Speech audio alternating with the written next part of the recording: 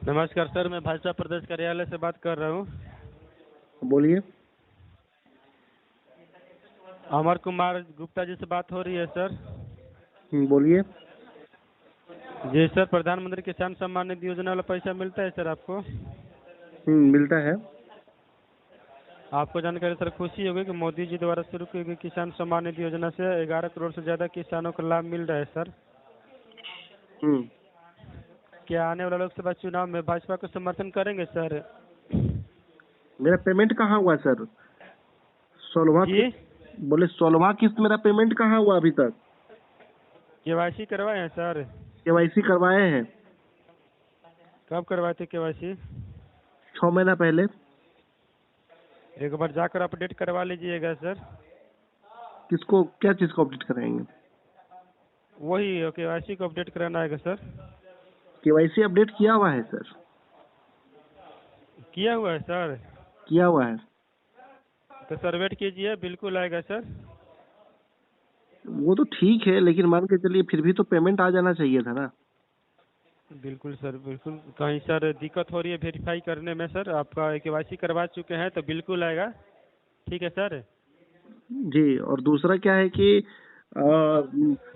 NIS DElEd जो करवाया गया था 2017 से 19 में, कौन? भारत सरकार एमएचआरडी गवर्नमेंट द्वारा जो 2017 से 19 के बीच डीएलएड करवाया गया था अनट्रेन टीचर्स को, जी एनआईएस डीएलएड जो करवाया गया था, तो जी आज मान के चलिए उसी डिग्री के बेसिस पर कुछ लोग जॉब में है, और हम लोग जो है जी। मान के चलिए बस सुप्रीम कोर्ट के एक आदेश आने के बाद एज ए फ्रेशर के रूप में बहाल नहीं हो सकते। तो ये कैसा डिग्री है? अच्छा अच्छा सर, तो आप जो आपके साथ में किए थे और कुछ का हो गया और आपका नहीं हुआ है? नहीं हुआ। टोटल इंडिया में अच्छा सर, 14 लाख लोग इसमें एनआईएफ से डीएलएड किए थे। जी जी आखिर जब वो टीचर्स ट्रेनिंग है, तो जब ट्रेंड हो गए, इट जी मीन्स कि कुछ लोगों का जॉब बचा और कुछ लोग जॉब में गए भी, और कुछ लोग अब जाने जी वाले थे। कुछ लोग जाने वाले जी थे, तो सुप्रीम कोर्ट से एक जी जी आदेश, सुप्रीम कोर्ट में केस चल रहा था इस मैटर पे, और उधर फैसला आता जी है कि एज ए फ्रेशर के रूप में आप बहाल नहीं हो सकते हैं। तो एमएचआरडी गवर्नमेंट जो भी है, भारत सरकार, क्योंकि भारत जी। सरकार का ये स्कीम था, तो भारत सरकार को इस पर कुछ सोचना चाहिए था। बिल्कुल सर। और मान के चलिए आज तो हम लोगों का जिंदगी आप मान के चलिए बर्बाद हो गया, तो कहीं ना कहीं तो मान के चलिए तो सरकार जिम्मेदार है। बिल्कुल सर, आपका बात सही है सर। आपका बात यहाँ पर नोटिस कर रहे हैं सर। हो सकता है जहाँ उम्मीद है हम आपकी बात आगे तक रखेंगे। जी ठीक है सर।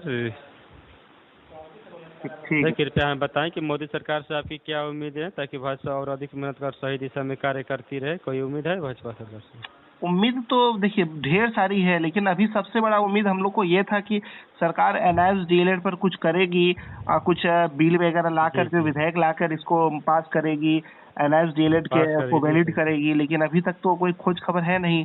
मान के चलिए आखिर कहीं जी ना जी कहीं तो हम लोग देखिए 2017 में एडमिशन लिए, और पहले से प्राइवेट स्कूल में पढ़ा रहे थे, उसके बाद ट्रेनिंग किए, ट्रेनिंग करने के बाद मान के चलिए सीटेट पास किए, आज हमारे पास सारा डिग्री है, सीटेट भी है, लेकिन हम लोग एज ए फ्रेशर तो के सर रूप में बहाल नहीं हो सकते हैं। सर आपके साथ में और लोग थे, तो वो आप ही के साथ में थे और उन लोगों का हो गया, वो कैसे होगा उन लोगों को?